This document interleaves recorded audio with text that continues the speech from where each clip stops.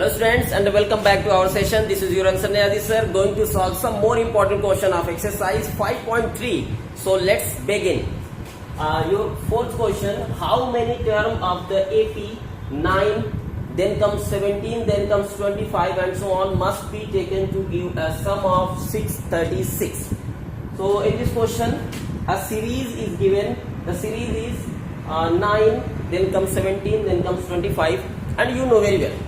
If any series is given, you have to write the first term, common difference and whatever. जो भी उसमें दिया है तुम लिख ही दो ना यार, है ना, जो दिया वो लिख लो. कम से कम एटलीस्ट उसका फर्स्ट टर्म जो तो वो जो दिखता है वो तो रहता ही है ना. और कॉमन डिफरेंस भी हम निकाल लेंगे, सीरीज दी है तो पहले जो हम लिख सकते हैं उसको लिख लेंगे. ठीक है, ये सभी क्वेश्चन में लिख सकते हो तो अगर दिया है तो ये यहां से तुम्हारे पास a is equal to 9 and common difference will be equal to a2 minus a1, that means 17 minus 9, 17 minus 9 which is 8. ठीक है, और must be taken to a sum of 36, यानी यहाँ से SN भी हमारे पास दिया है 636. जो दिया उसको नोट कर लेते हैं. उसके बाद बहुत आसान है, दो ही तो फार्मूला होता है ना, a n is equal to a plus n minus 1 dt और दूसरा वाला S N is equal to n by 2 और ब्रैकेट में 2a plus n minus 1 outside d. यही दो फार्मूला होता है और इन्हीं के इस्तेमाल करके हमें सॉल्व कर देना है. तो एस एन दिया है तो एस एन का फार्मूला यूज करते हैं और हमें हाउ मेनी टर्म्स यानी नंबर ऑफ टर्म्स निकालने हैं, ये भी लिख लेते हैं. नंबर ऑफ टर्म निकालने हैं तो तुम्हें पता रहेगा कि हमें क्या निकालना है. बस इसके बाद एस एन का यूज करते हैं. S N is equal to n by 2a plus n minus 1 outside d. Sn की value 636 equal to n by 2 into 9 n नहीं पता छोड़ देते हैं, d पता है. ठीक है, d हमें पता. तो 636 n बाई 2 9 जा 18 8 8 1 जा 8 is going to be 636 n by 2 18 minus 8 which is 10 plus 8n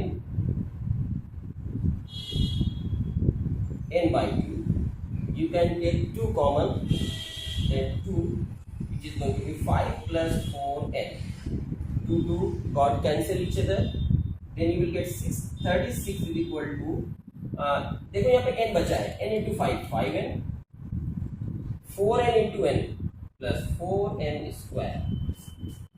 ठीक है, देखो यहाँ पे एक क्वाड्रेटिक इक्वेशन बन गया और क्वाड्रेटिक इक्वेशन बनने के बाद हमें एक टर्म जो हमें निकालना है ना, हमें एक वेरिएबल की वैल्यू वहां से मिल सकती है जो कि n के फॉर्म में है. इसको सॉल्व करेंगे तो हर हाल में किसी भी तरीके से हमें n की ही वैल्यू मिलने वाली है.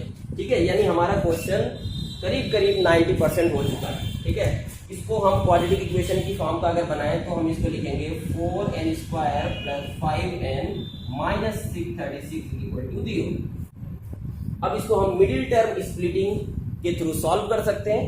तो उसके लिए क्या किया जाता है, जो तुम्हारा कांस्टेंट टर्म होता है और जो कोफिशिएंट ऑफ स्क्वायर वाला जो होता है उसका मल्टीप्लाई करते हैं, उसके बाद फैक्टर करते हैं. फैक्टर से कुछ ऐसा पेयर बनाते हैं कि कुछ उसमें या तो ऐड करके या माइनस करके उन्हीं नंबर्स में से ये मिडिल टर्म हमें फाइंड आउट करना होता है. ठीक है, तुम्हें बहुत अच्छे से पता है, 9th में भी कियो, 8th में भी कियो, 10th में भी कर ही चुके हो. तो इसको मल्टीप्लाई करते हैं तो हमारे पास आ जाएगा, मल्टीप्लाई करते हैं इसका 4 6 24 कैरी 2 4 3 12 और 2 14 कैरी 1 4 6 24 और 1 25. ये तुम्हारे पास आ गया. इसका हमें फैक्टर करना होगा. फैक्टर कर देते हैं तो 2 से डिवाइड करते हैं तो 2 1 जा 2 2 जा 2 7 जा 2 2 जा 2 6 जा 2 3 जा 2 6 जा 2 3 2 1 जा 2 8 जा 2 1 जा 2 5 जा 2 9 जा. और अब तो 2 से होगा नहीं, 3 से 3 5 जा और 3 3 का, और ये तुम्हारा देखो ये आ गया तुम्हारे पास प्राइम नंबर, ये किसी नंबर से डिवाइड नहीं होगा तो ये 53 से हो जाएगा।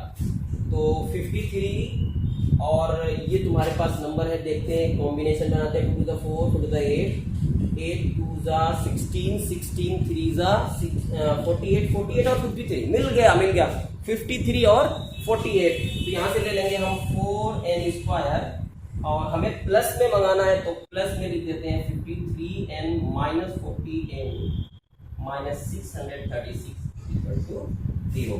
अब देखो इसमें से कुछ कॉमन है तो कॉमन ले लेते हैं, नहीं है तो नहीं लेंगे, ठीक है। कॉमन मिल रहा है क्या कुछ? यहाँ से n कॉमन है, which is going to be 4n plus 53। यहाँ से 48 कॉमन ले सकते हैं क्या? 480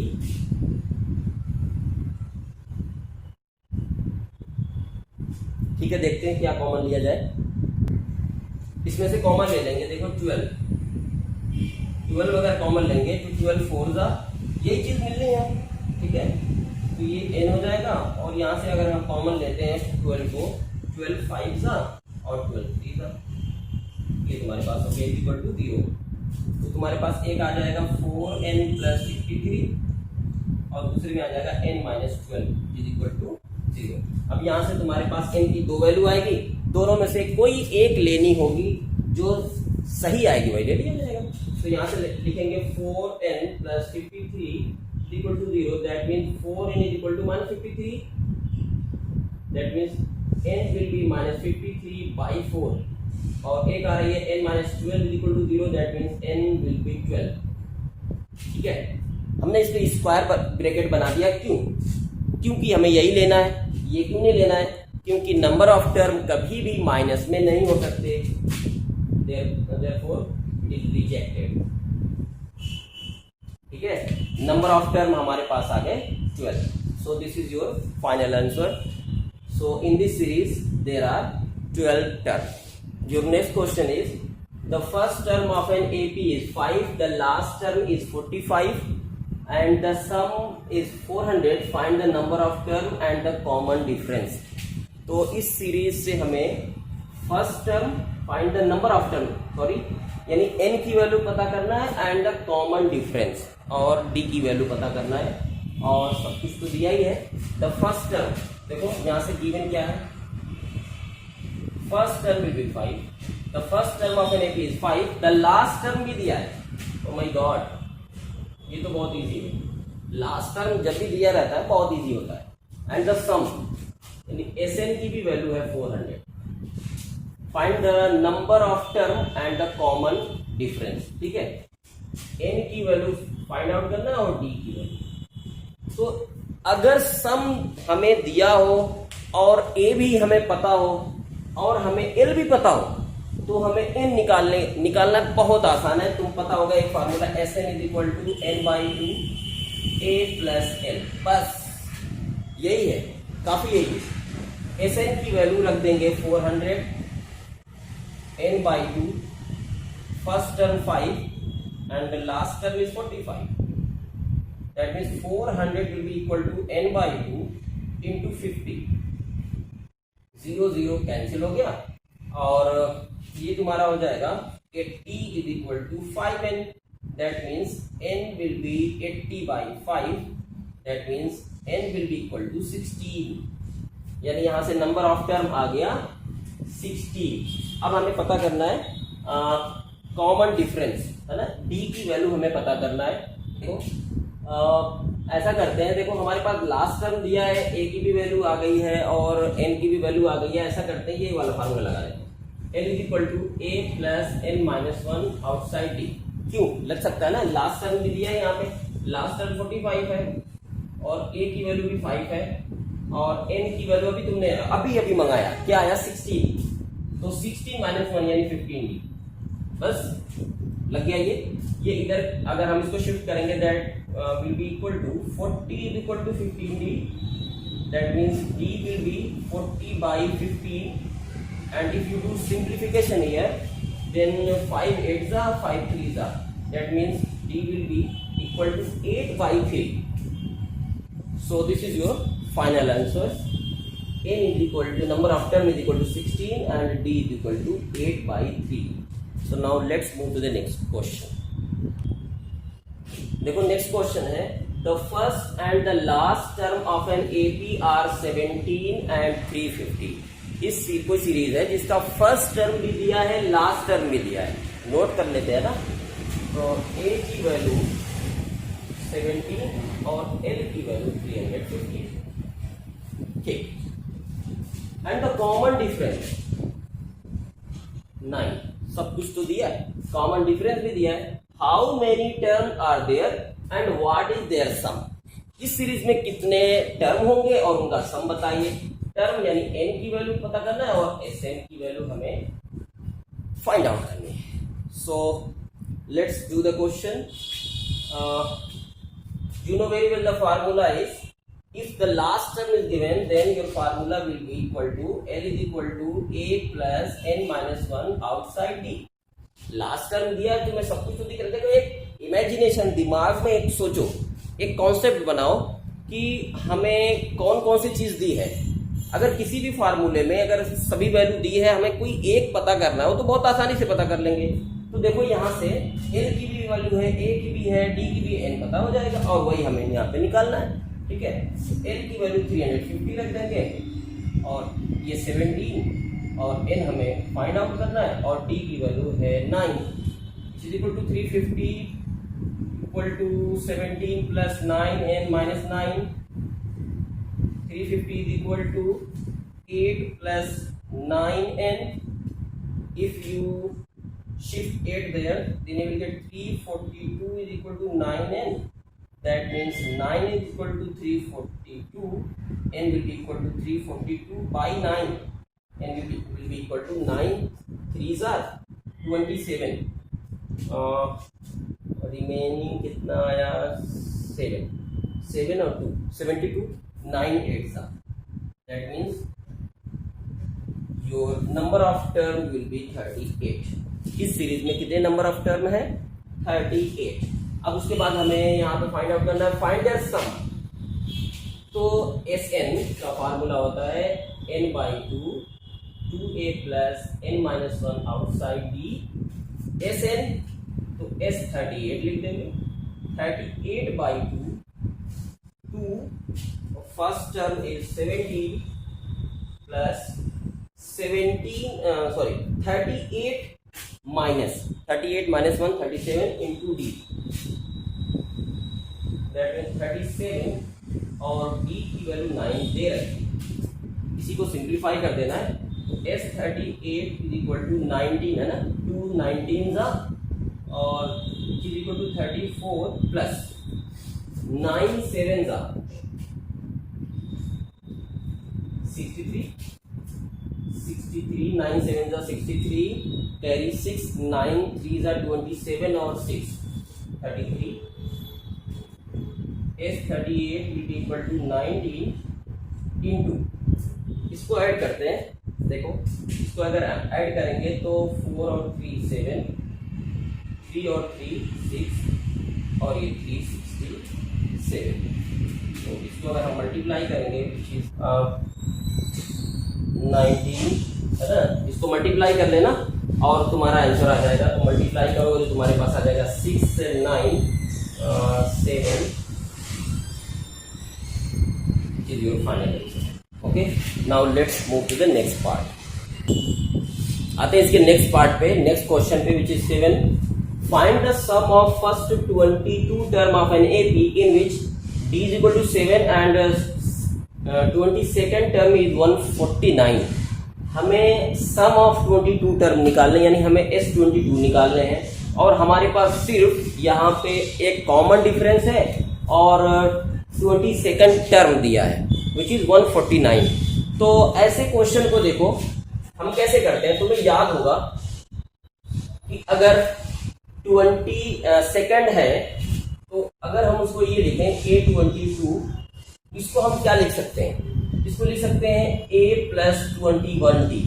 क्यों लिख सकते हैं कि नहीं लिख सकते हैं. A N is equal to A plus N minus one into D से इसको लगा लेना, ये यही आ जाएगा ना। तो हमें जहाँ जहाँ भी ज़रूरत पड़ेगी यूज़, हमें लगेगा कि करना है, हम डायरेक्ट यूज़ कर देंगे। तो इसकी जो वैल्यू दे रखी है वो 149 है। क्वेश्चन में देखो डी की वैल्यू दे रखी है, तो डी की वैल्यू अगर दे रखी है तो ये 21 इंटू डी हो जाएगा। डी की वैल्यू 7 है, इज इक्वल टू 149। क्यों? 7 1 जा 7, 7 2 जा 14 equal to 149। That means A will be equal to shift 147 there. 149 minus 147 is equal to 2. Your value of first term is going to be 2. ठीक है? Okay, अब हमें निकालना है S22 निकालते हैं। S22 का क्या मतलब हुआ? S22 का मतलब हुआ कोई एक सीरीज है जिसमें 22 टर्म को जब हम ऐड करते हैं, तो कितने टर्म को ऐड करना है? 22 को। तो नंबर ऑफ टर्म कितने हुए? कितने नंबर को हम ऐड कर रहे हैं, कितने टर्म को ऐड कर रहे हैं? 22। तो नंबर ऑफ टर्म कितने हो जाएंगे? 22। यहाँ बल्कि ऊपर लिख लेते हैं, एन की वैल्यू यहाँ पे 22 दे रखी है और डी की वैल्यू तो 7 दे रखी, साफ साफ यहाँ पे तुम्हें। अब यहाँ से S22 अगर हम लिखेंगे तो फार्मूले में होता है S N is equal to n/2, तो ये 22/2। हम क्या कर सकते हैं, जो आ रहा हम कर रहे हैं। यहाँ से 2 इंटू 2 प्लस n की वैल्यू 22, n माइनस 1 होता है ना, तो ये 21 इंटू डी होता है, तो 7 कर देंगे। S22 11 ना, 2 11 जा 4 जा 7 1 जा 7 14 जा 7 2 जा 40 sorry, is equal to 11 into 153। Multiply कर लो, बहुत इजी हो तो क्या। 11 1 11 कैरी 1, 11 5 का 55 और 1 56 कैरी 5, 11 1 का 11 और 5 16। That means S22 will be equal to 1661. Now let's move to the next question. देखो क्वेश्चन नंबर 8 है, find the sum of first 51 term of an AP whose second and third terms are 14 and 18 respectively. एक series के 51 term का सम हमें find out करना है, जिसका दूसरा और तीसरा टर्म जो है वो 14 और 18 है रेस्पेक्टिवली। ठीक है, तो यहां से तुम्हें फिर से वही चीज करना है। अगर A2 दिया है तो हम इसको लिख सकते हैं A प्लस डी। ठीक है, A प्लस डी की वैल्यू कितनी दी है? देखो 14, दूसरे वाले टर्म की 14 है और तीसरे की यानी A प्लस 2D की जो वैल्यू है वो है 18। दूसरा टर्म कैसे A प्लस डी हुआ? देखो पहला टर्म सीरीज का A होता है, नेक्स्ट टर्म कैसे आता है, उसमें कॉमन डिफरेंस को ऐड कर देते हैं, तो अगला आ जाएगा A प्लस डी, है ना। दूसरा जो टर्म आएगा वो A प्लस डी हो जाएगा। अगली बार में एक और बार कॉमन डिफरेंस जोड़ते हैं, तो A प्लस डी यानी A प्लस 2D हो जाएगा। ठीक है, तो इसको मैं बार बार बोल रहा हूँ, इसको डायरेक्ट यूज करते हैं। जो भी टर्म हमें निकालना है उसमें फर्स्ट टर्म लगा करके नंबर ऑफ टर्म से 1 माइनस करके डी से मल्टीप्लाई करेंगे। ठीक है, तो ये इक्वेशन नंबर 1 और ये इक्वेशन नंबर 2। देखो ये एक इक्वेशन बन गया। यहाँ पे हमें इस इक्वेशन को किसी भी मेथड से सॉल्व करके A और D की वैल्यू फाइंड आउट करनी है। ठीक है, तो मुझे तो सबसे आसान लगता है एलिमिनेशन मेथड। तुम्हें कौन सा अच्छा लगता है कमेंट करके जरूर बताना। ठीक है, एलिमिनेशन के लिए किसी भी एक टर्म को एलिमिनेट करना होता है, चाहे A को कर दो चाहे D को कर दो। तो A हमें दिख रहा है सामने से, माइनस कर दो, है ना। यहाँ लिख देंगे second minus first minus second. First पहला ये, सेकंड को माइनस कर रहे हैं। सेकंड को जब माइनस करेंगे तो ये चेंज साइन चेंज हो जाएगा। A dot cancel, that means minus D will be equal to -4। देखो -2d plus D minus D, -18 plus 14 -4 और डी की वैल्यू आ गई 4 हमारे पास। अब इस डी की वैल्यू को किसी भी एक इक्वेशन में रख करके ए की वैल्यू हमें पता कर लेनी है। तो यहाँ से लिखेंगे from equation 1 a plus D is equal to 14, that means a plus 4 is equal to 14। a value of a will be equal to 14 minus 4 which is 10। ठीक है ना, यहाँ से तुम्हारे पास आ गई वैल्यू 10 आ गई। अब हमें निकालना है इसकी 51 टर्म की वैल्यू। तो यहाँ से s 51 is equal to n/2, तो यहाँ 51 रख देते हैं।